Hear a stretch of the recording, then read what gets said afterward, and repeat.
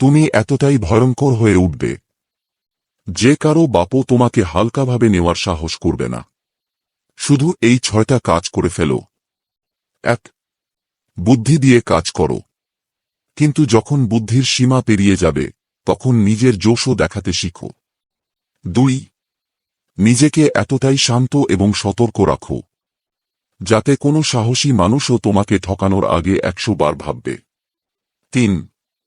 সম্মানের বদলে সম্মান আর লাঠির বদলে লাঠি সব সময় প্রস্তুত থাকো। 4. ভিড়ের মধ্যে কখনো এতটা লুকিয়ে থেকো না যাতে কেউ এসে তোমাকে পিষে দিয়ে চলে যায়। এই দুনিয়ায় যদি কেউ বলে তুমি পারবে না, তাহলে এমন রেজাল্ট এনে দাও যাতে তার চোখ থমকে যায়, সে কিছু বলতে না পারে। 5.